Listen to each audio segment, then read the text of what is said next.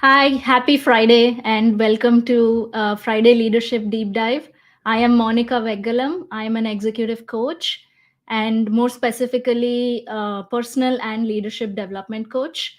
And this is the show where I talk about leadership from the intersection of coaching, developmental psychology, and Eastern spiritual traditions.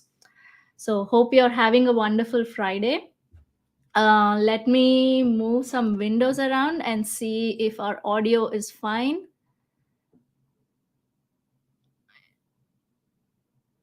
Okay, the subtitles are here, so we are good to go. Audio is good.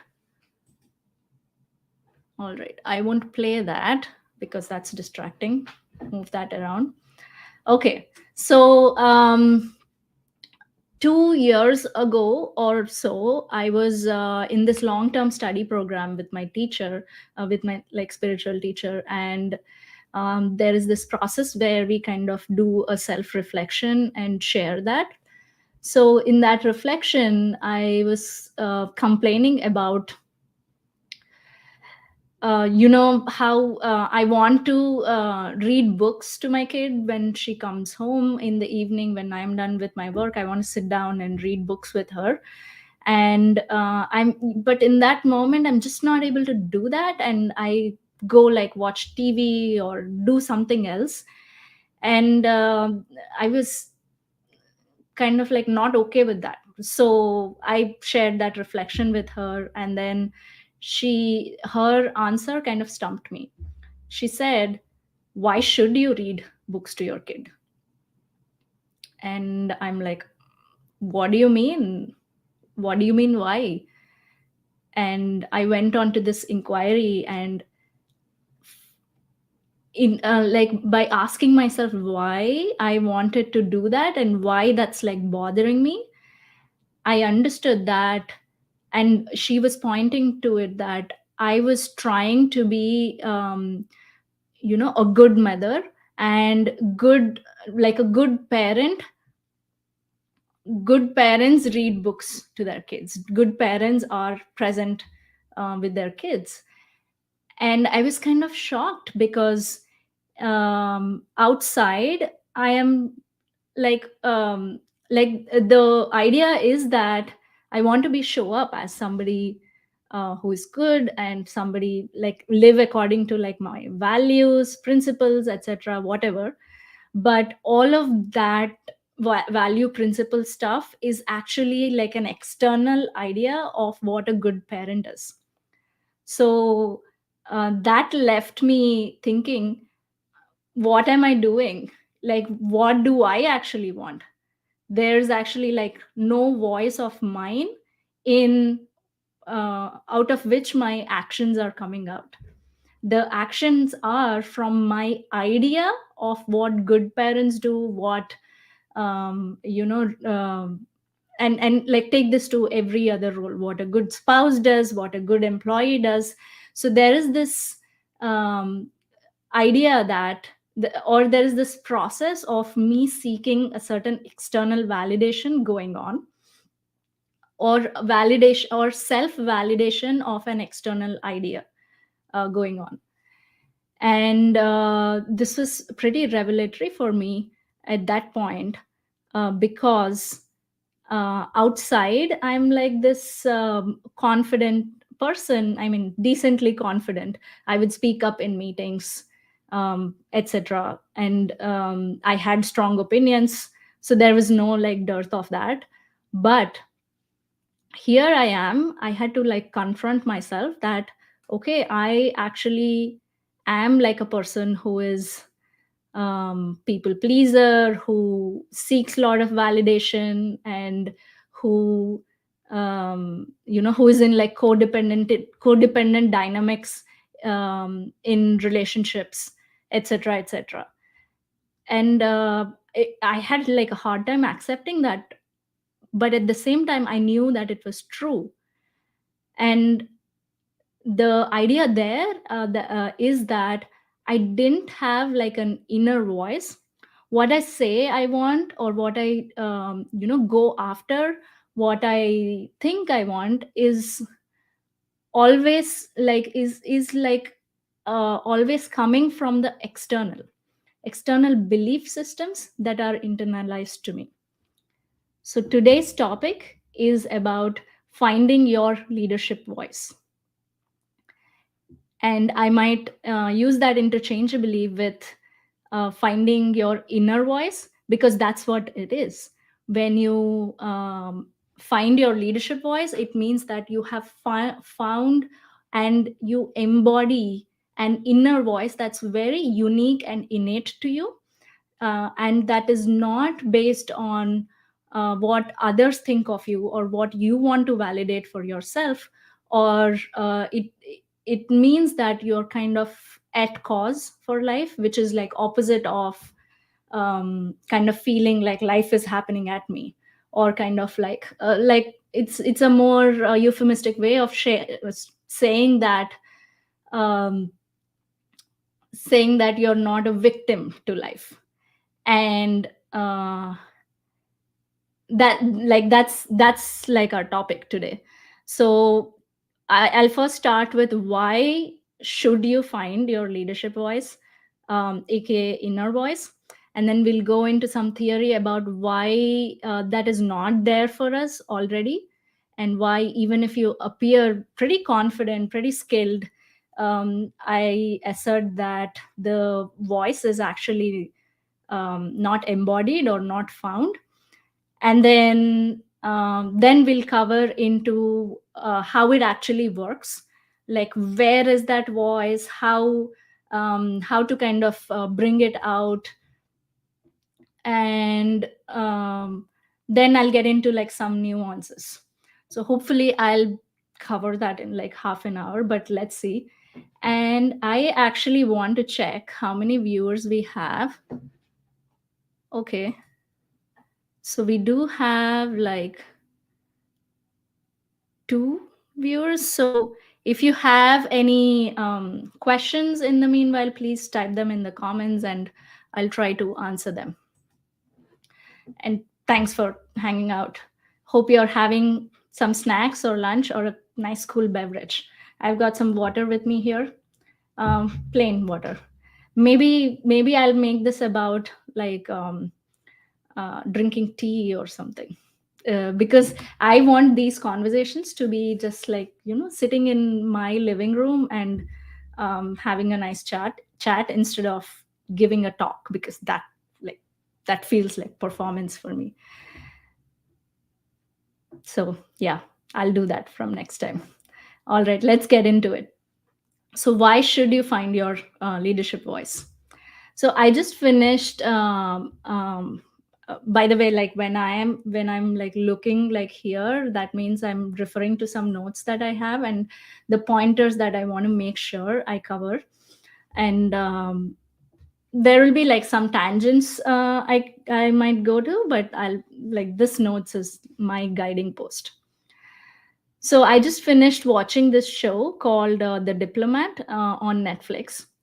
It's a political drama and amazing, like really cool show. I like the lead and how they took the story, etc.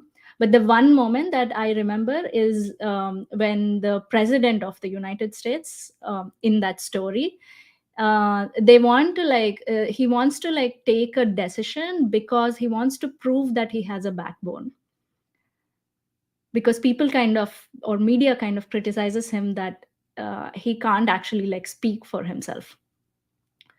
So that stayed with me because a lot of like executives and leaders and people like who come to me, like who have some conversations with me, are often criticized for not having a backbone, like not asserting enough, or they get this feedback that you should speak up more, when but even if they're like, I'm speaking up enough, I don't know what that feedback is about. So this is what they're kind of lacking, that inner voice. So it works the other way too. There are executives and leaders who kind of push their agenda and not take everybody's perspective. They have like these strong opinions that they want everyone to kind of follow and just stick to, and they lead the way. That also indicates, and I assert, that there is a lack of voice, because they are like buying into their belief system, which is kind of like an external idea, like deeply internalized.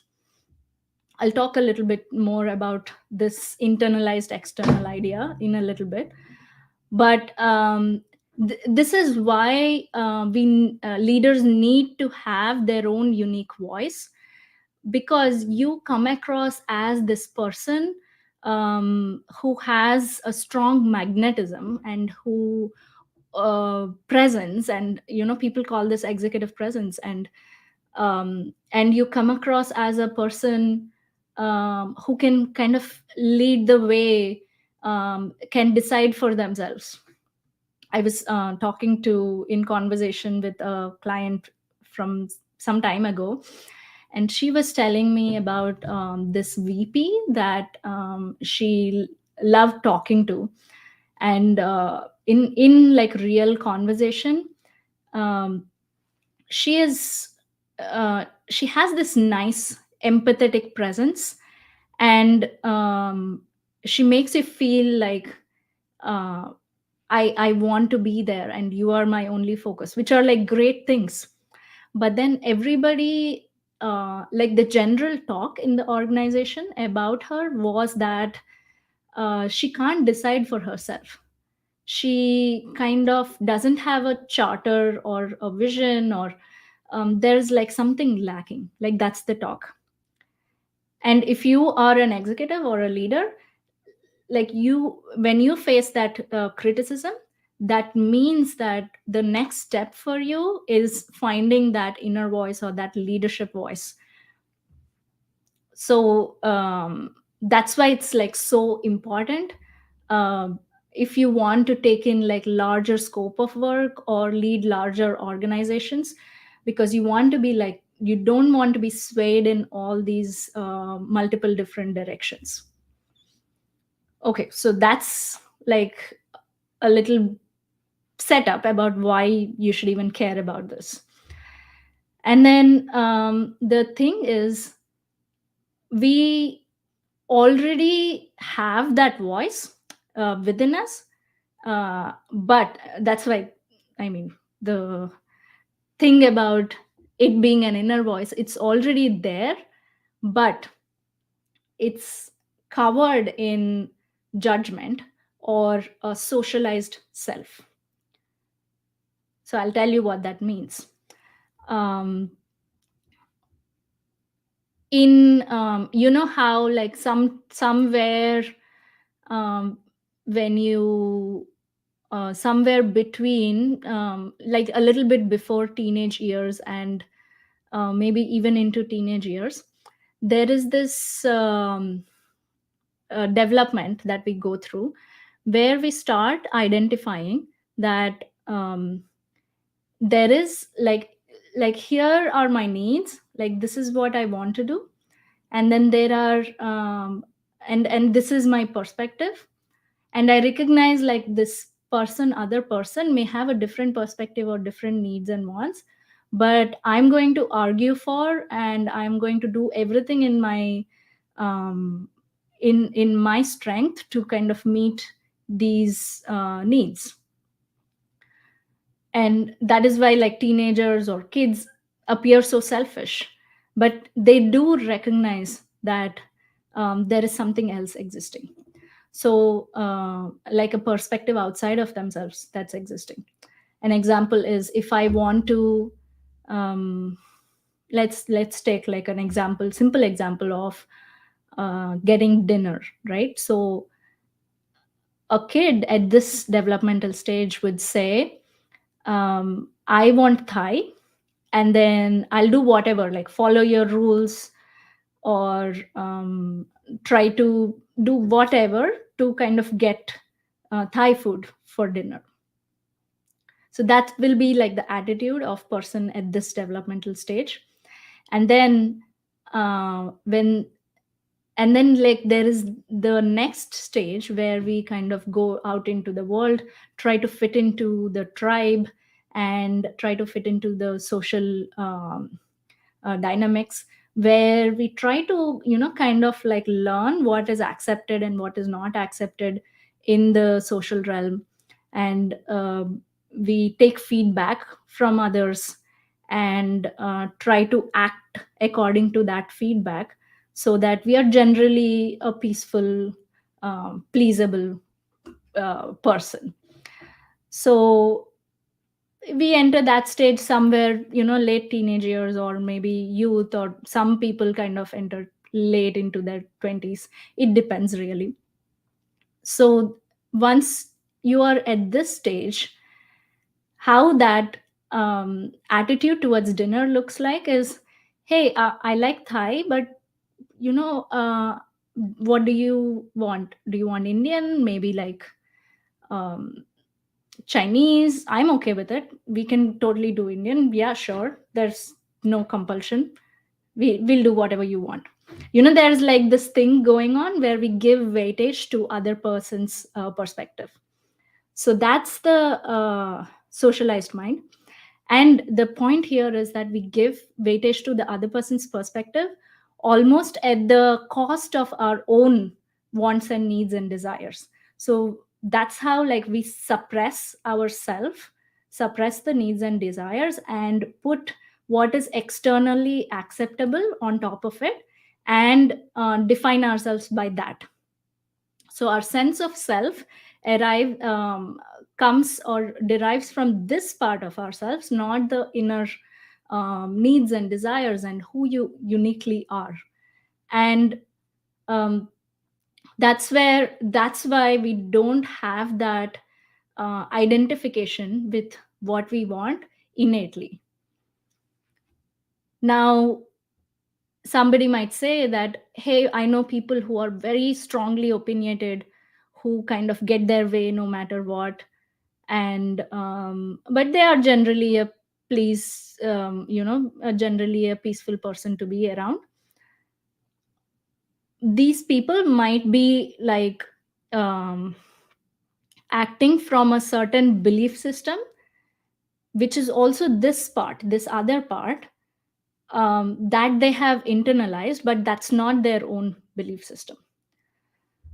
So for example, um, you might see some people who are kind of like very conservative about money, right? They don't want to spend too much. And growing up in India, I saw a lot of that, and I was also kind of that person a little bit, not too much.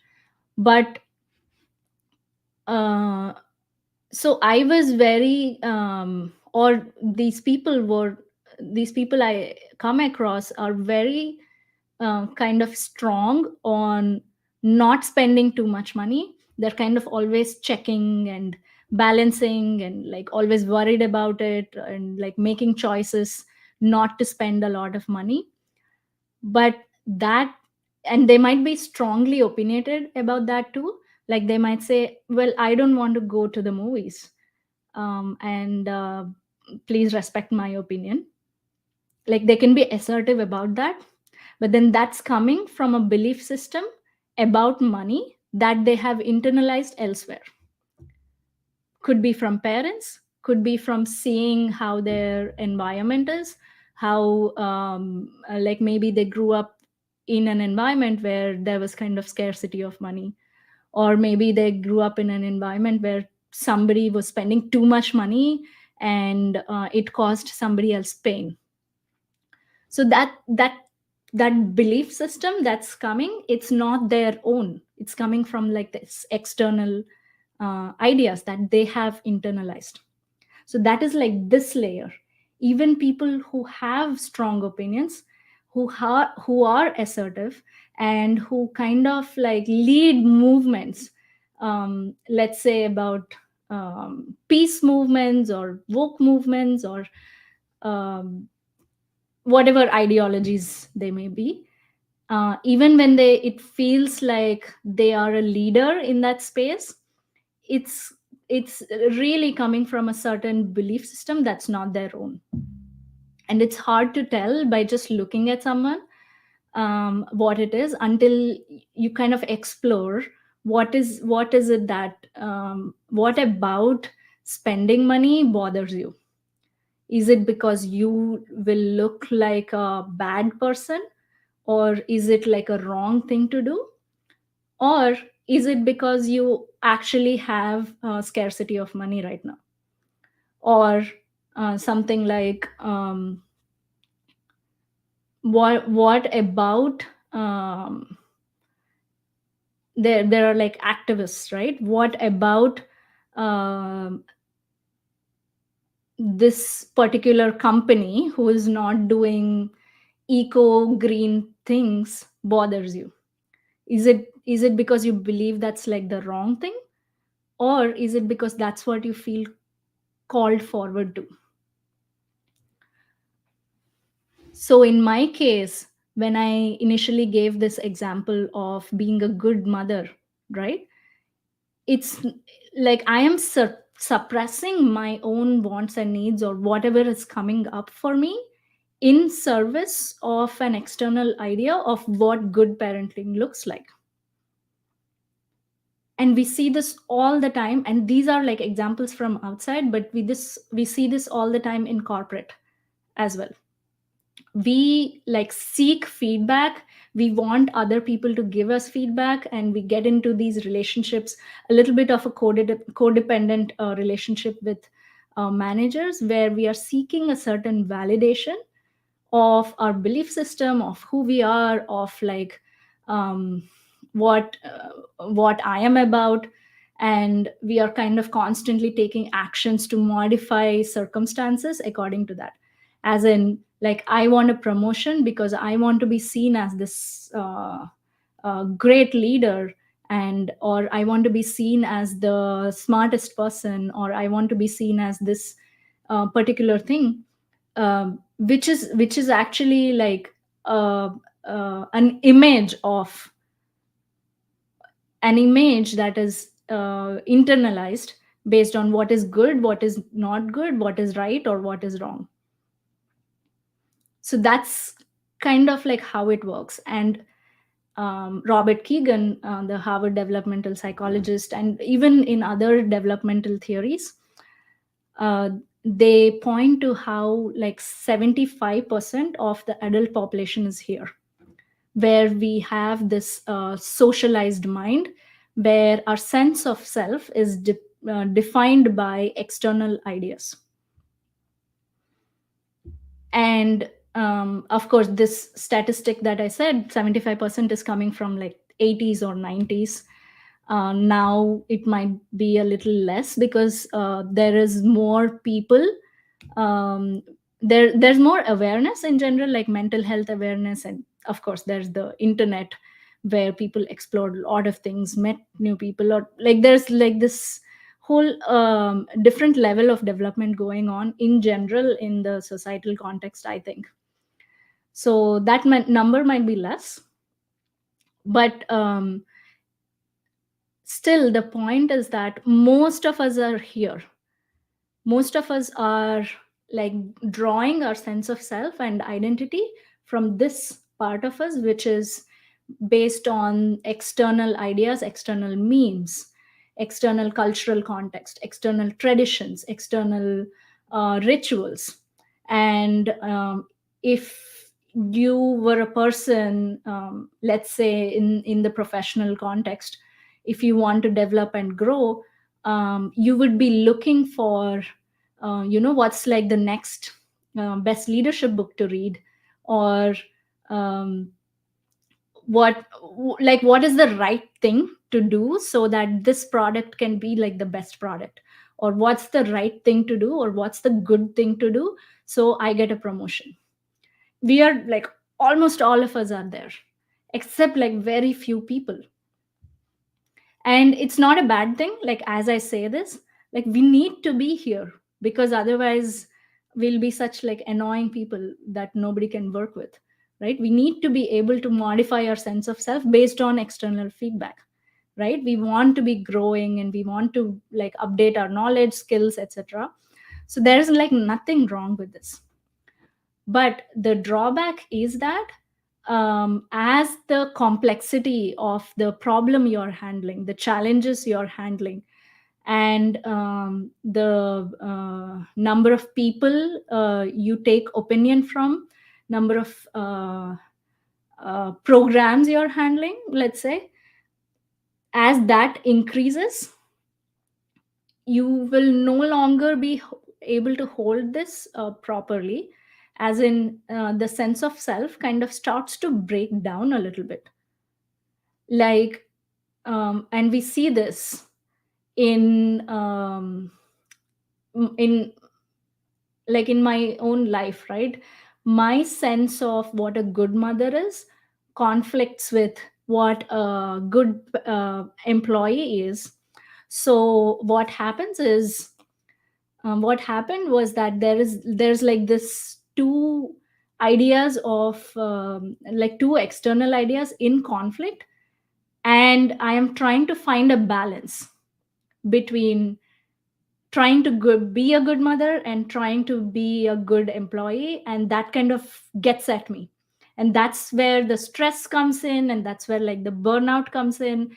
And there is this whole talk about in the current professional development context is about work life balance, etc.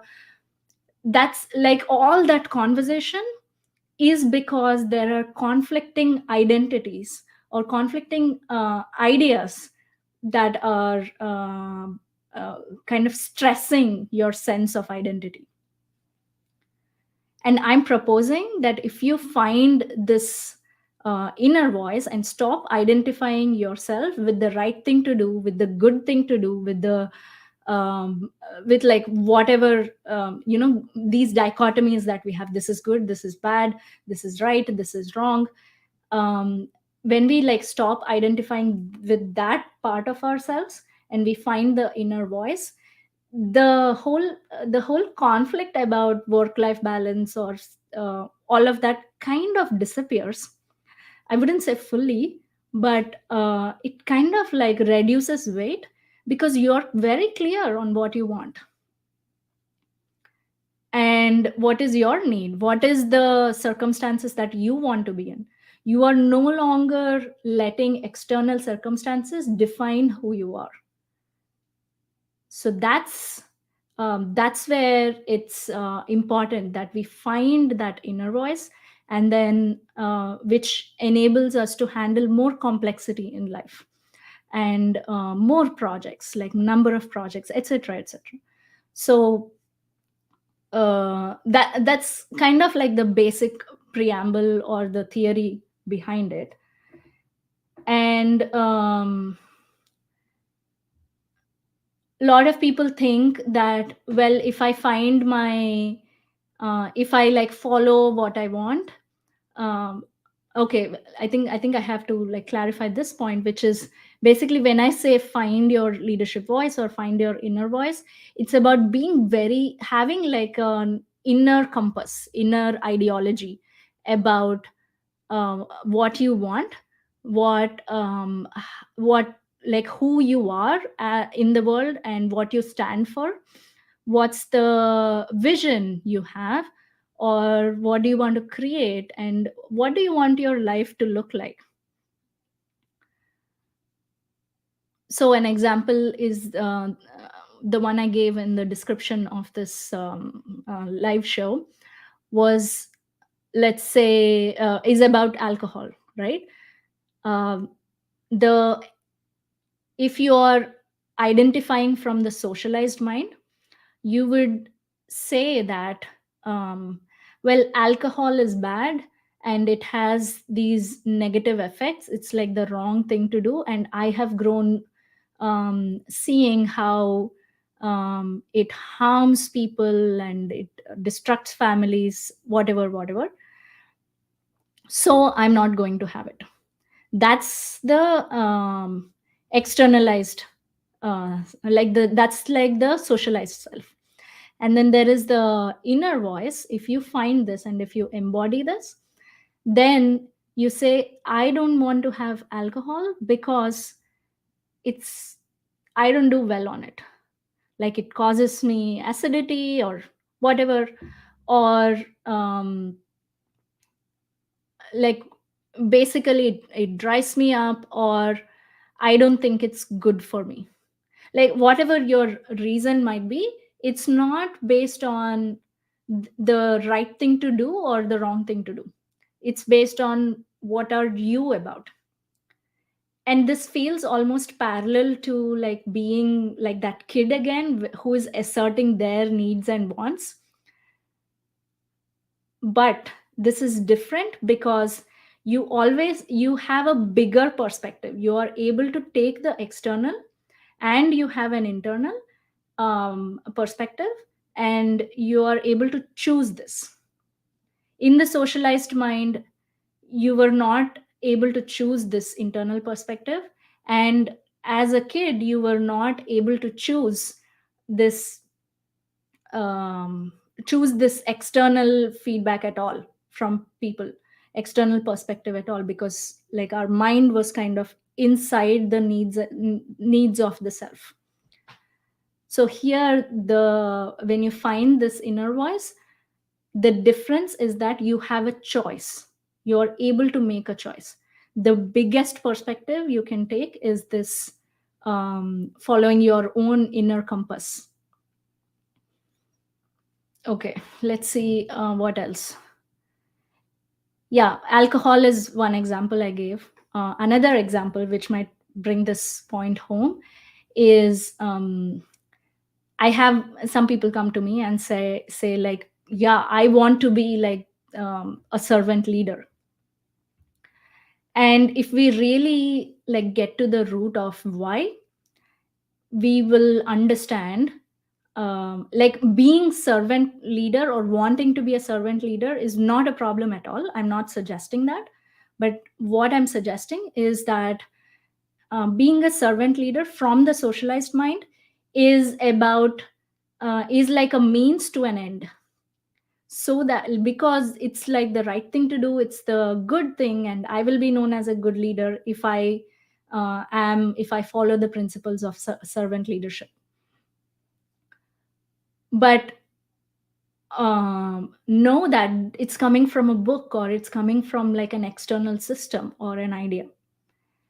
And when you find like your inner voice, you might be the person who doesn't read books but who actually writes a book, who kind of aggregates what they have learned in their life, and finds like their own system to navigate life, navigate challenges, etc.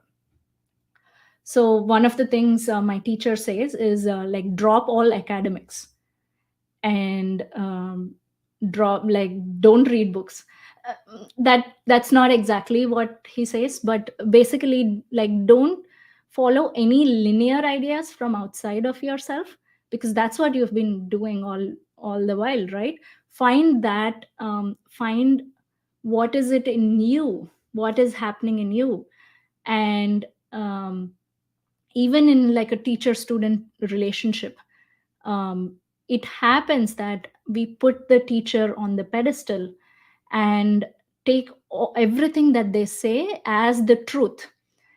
It might be the truth, but the problem is how I am receiving it, and how I am trying to live an ideal according to that truth that I think that they are saying.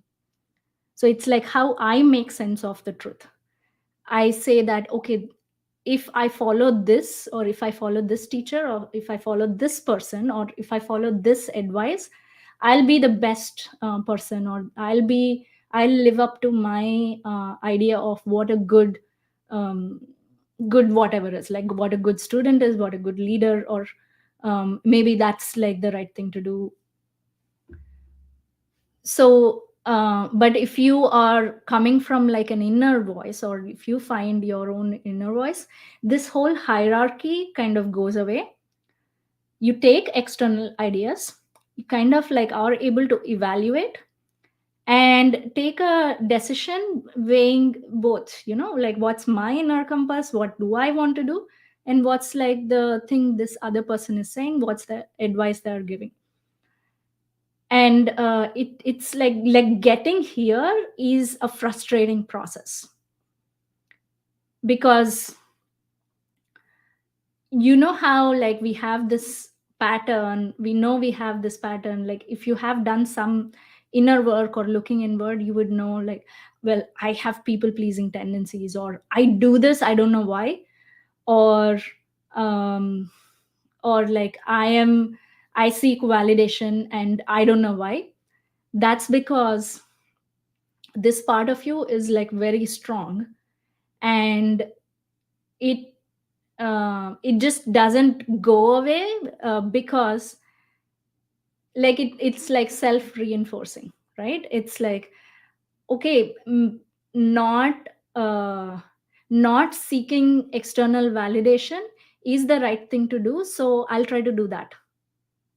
So you see how it's again like this other part of yourself which is um, trying to live up to an image, or a self image, or an external image, and trying to like draw like sense of self from that part. So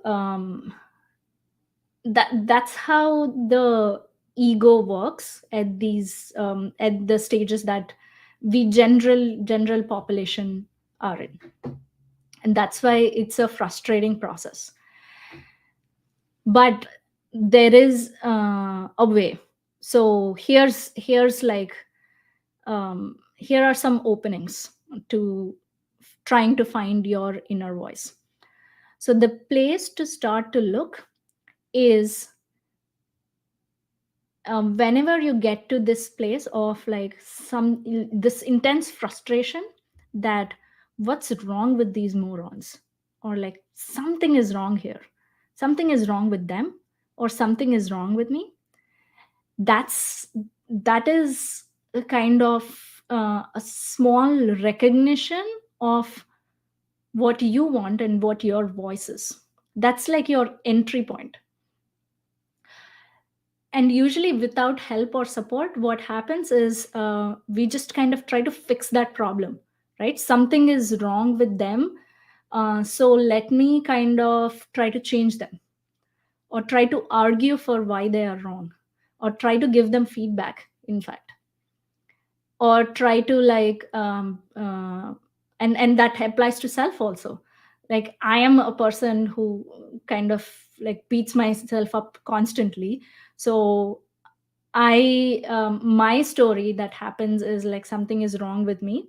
Well, I have both, right? I have like something is wrong with them, something is wrong with me. They have to exist together. So but this one is kind of stronger for me, which is something is wrong with me. So I try to like change myself, modify myself, and like if somebody is upset with me, or if or somebody is upset, I attribute that to me, and then say that, okay, I have to change myself, something is wrong with me, and then I act accordingly, trying to improve myself and become better. But that's also an ego trip, because it's coming from this external idea of what good or the right thing looks like. It's not the inner voice. um, but when we like get to that point, that means we found like an entry into recognizing what the inner voice is. So then once we like identify the frustration, we turn that around. Okay, why do I feel this way? What is it that I want that is conflicting with how the world is showing up for me, or how this person is showing up? If they can all be like, if everybody can be exactly as they are, and if the situations like external circumstances are perfect just as they are, what is it that I want to change, and how is that representing um, what I need from life, or for what I need from myself, or what I need from others? Then that leads to this like, and if you are a committed, if you are committed enough to create what you want or what you need, that leads to having a vision and a life purpose. So your internal voice actually creates your life's work. um, getting a little bit more like esoteric, it's about what life wants to do through you, and that coming from a place of love and not from a place of like this other place, right, which is something is wrong with them, so I have to change this.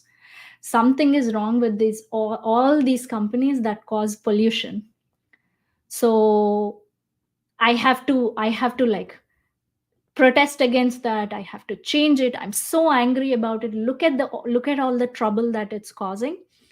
That is internal voice coming through this external judgment or external like socialized self. But your internal voice can actually um, convert, like it's actually the positive part of what you want to create.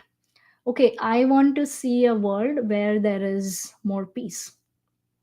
I want to see a world where we respect our natural resources. We respect our earth. I want to see a world which is more inclusive.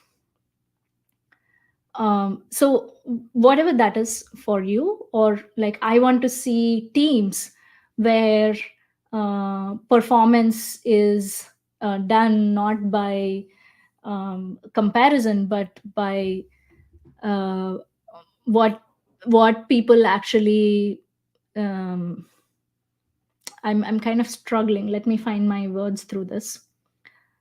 um, yeah, I want to create teams where or organizations where performance is not done through stack ranking, but um, respecting each individual's unique talents and strengths. So like that part is coming from the inner voice. And like we already have this inner voice already telling us what we stand for. It's just that we identify with this part of ourselves, so this becomes like a filter through which the inner voice is speaking. And what I'm asserting is that if you want to have like this leadership voice, you we change how we identify ourselves from this part of us to the inner voice. Like where our actions arise from is not from judgment or not from external ideas or that pressure us into certain actions, but we identify from the place that feels like deeply resonant with us, deeply like this is what I want to create, and this is what I'm here in life for, and this is what kind of like my purpose is. And this is why like we kind of sense this, like a lot of people at around midlife sense this, that oh, I am operating because of through some external standards. I don't know why I'm doing that. Who am I, what am I? And they like change their careers, or they do something really drastically different, or they just stay in that discomfort of trying, like recognizing this but not able to follow it, but like being in the socialized self and like just hanging in there. And we spend like a lot of our lives, like good chunk of our life in that space, and no amount of changes. Let me say that differently. Some changes can help you help make that identity shift from the socialized self to that leadership voice that you have. um, but there is a high chance that um, you fall back into the same socialized self by like different belief system. Like you move from one belief system to another belief system, but which is also external. So like for example, I might move from veganism to like a keto diet. Like, I thought veganism was the best thing, and then I discovered no, no, no, no. Like for my gut health, that's not the right thing. I lack strength, or That's not what I need, or what will give like strength and muscle. I need to feel strong, etc. So I'll move on to keto diet, and then believe in that very strongly. um, well, the way I kind of frame this sounds like, y- I know what I inherently want, but I would argue that, like, I made many diet switches. I would argue that I didn't know. Like, I was not in touch with what my body needs. I was just trying out different diets and like investing my whole belief system and my sense of self in that kind of diet, or in that kind of modality, and not actually getting in touch with what is my body wanting, or what do I want. So that's kind of like how this all works.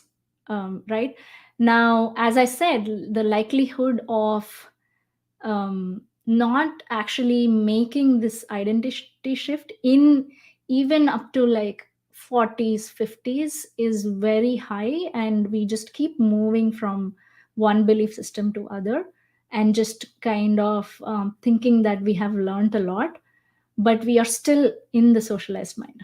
We have not yet developed the voice, because trying to outthink your own mind cannot happen. It's like very, very, very difficult. So what to do? Hire a coach, work with a coach. And this looks like maybe I'm pitching for my services, but this is why coaching is so powerful. When you sit and talk to a coach, they facilitate a certain inquiry in your mind that will challenge this other part of yourself. Like when I sat with my teacher and talked about, or like inquired about, why do I want to read books to my kid, like that kind of inquiry doesn't happen by myself, because I we have a tendency to problem solve and rationalize and like explain to ourselves when we are in self reflection. That is why having a coach is important. Now when I say coach, there are many types of coaching, which is, there are like advising, mentoring, etc.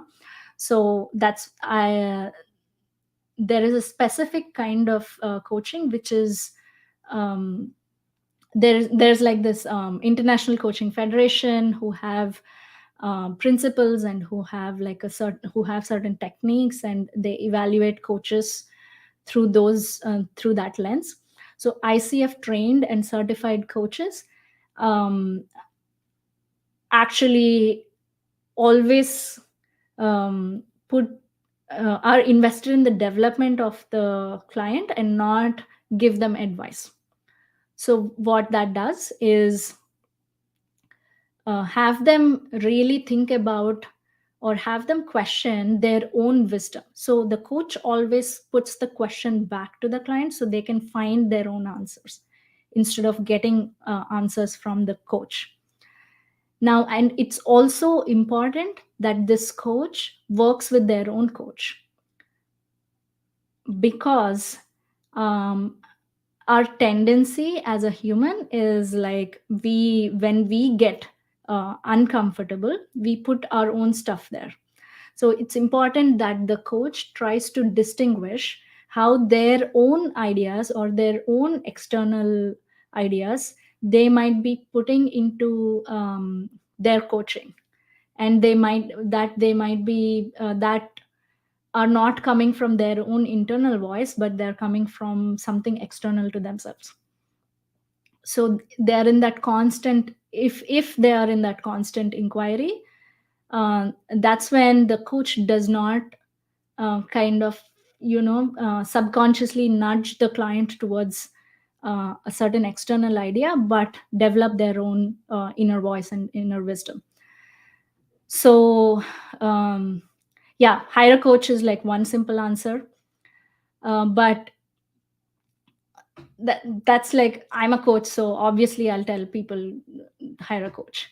But another alternative is, if you're not ready for that, is to just throw yourself in like a big complex project that really calls you forward, where you will necessarily have to like break down, as in like break certain, dissolve certain parts of yourself, to remove the identification from this socialized mind and shift that identification to the inner voice, and then start acting from there.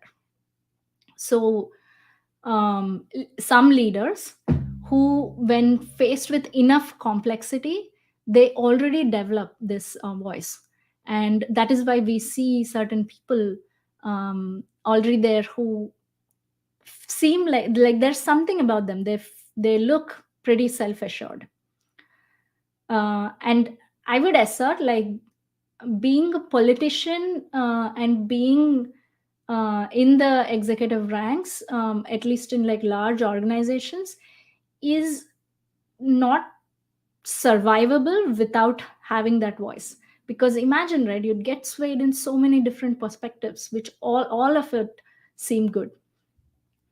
So I think like you can arrive at your voice given enough complexity and given like just like throwing yourself out there. But it might take like you might speeden up that process if you have somebody you're working with.